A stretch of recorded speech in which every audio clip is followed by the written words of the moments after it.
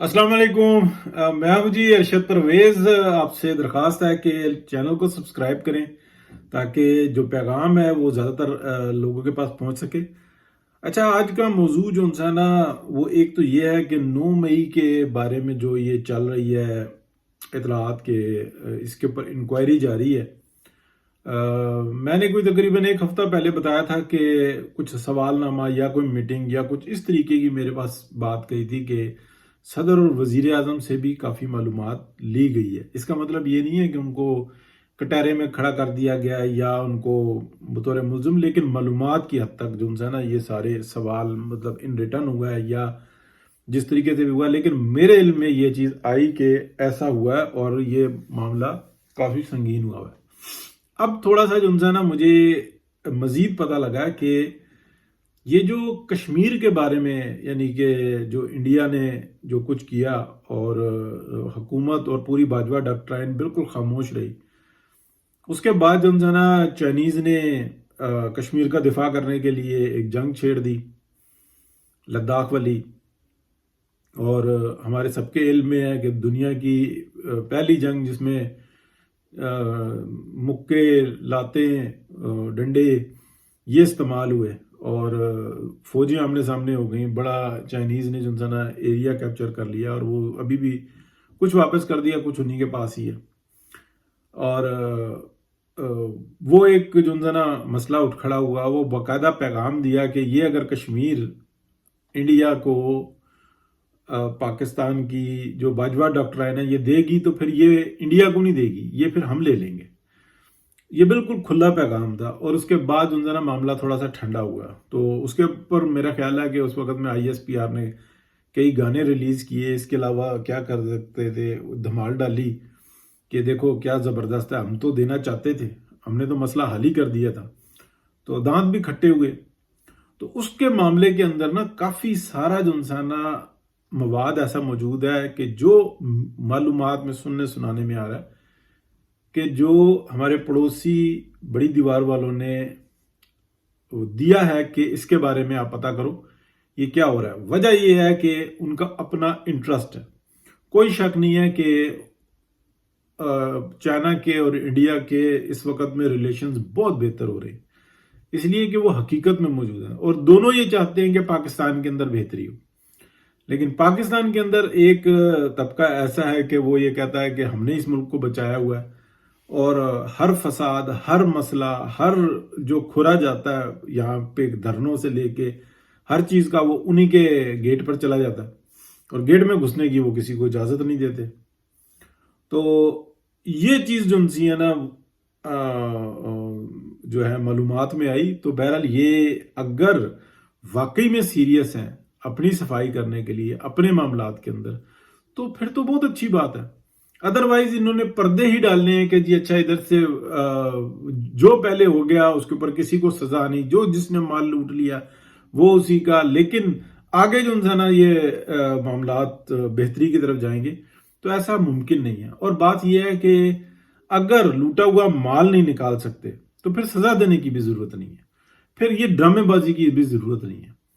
अगर लूटा हुआ माल निकाल सकते हैं और बाकायदा दुनिया में और हर जगह पे रुसवा कर सकते हैं, यानी कि जेल किसी को होती है जब मुल्क के वजीर आजम को हवालात में डालकर तस्वीरें बाहर निकाली जाती हैं, फुटेजेस बाहर आती हैं, जैसे मियां मोहम्मद नवाज शरीफ को बेकसूर इस मुल्क की खिदमत करने के ऊपर इस मुल्क के एक डिपार्टमेंट ने जो है वो चढ़ दौड़े मुशर्रफ के सरपरस्ती में। कोई उस शख्स के लिए कोई उसका गॉड ऑफ ऑनर वापस ना ले, कोई उसके एजाज वापस ना ले, कोई उसको मुजरिम डिक्लेयर ना करे, उसके लिए अदालत खत्म कर दे। आज भी उसी तरीके से उस शख्स को, मरे हुए को जो इंसाना सहूलत हासिल है जो उसके जिंदा होते हुए थी। तो इस तरह से काम नहीं चल सकते। और जो ये मौजूदा सामने बैठे हुए जिन्होंने इस मुल्क को आग लगाई है, सब के सब इंजॉय कर रहे हैं। एक दो पकड़ लिए हैं या कुछ से मालूमात हासिल कर लिया है, एक पकड़ लिया है जिसके बारे में ये कहा जा रहा है ऐसा हो जाएगा वैसा हो जाएगा। जबकि स्टार्टिंग में जो मेरा सोर्स था वो ये कह रहा था कि एक दो दिन 3 दिन जो इंसान है ये परेशान हुए हैं, उसके बाद बिल्कुल नॉर्मल थे।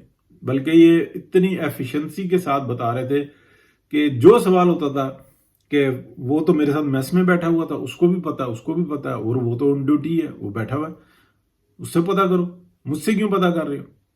پھر سوال، پھر سوال، پھر سوال. وہ کہتے تھا کہ بھائی میرے سے جو پوچھ رہے ہو، جو اس وقت میں سیٹ پر بیٹھے ہوئے ان سے پوچھ لو نا، یہ تو سب کو پتا ہے. میں کون سا اکیلا کر رہا تھا؟ جو اس وقت کی بات کرتے تو وہ باجوہ صاحب سے پوچھ لو، ان کے آرڈرز پہ میں کر رہا تھا، ان سے کوئی بات چھپی ہوئی نہیں ہے. فلانے سے پوچھ لو، سب کچھ پتا ہے. اور یہ جو میں نے کیا ہوا ہے، یہ اس کا علم سب کو ہے، کوئی میں نے چھپا کے تو نہیں کیا.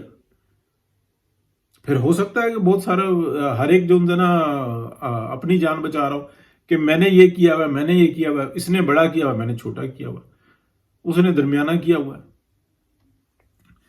باتیں خطرناک ہیں، لیکن کیا کریں، کرنی پڑتی.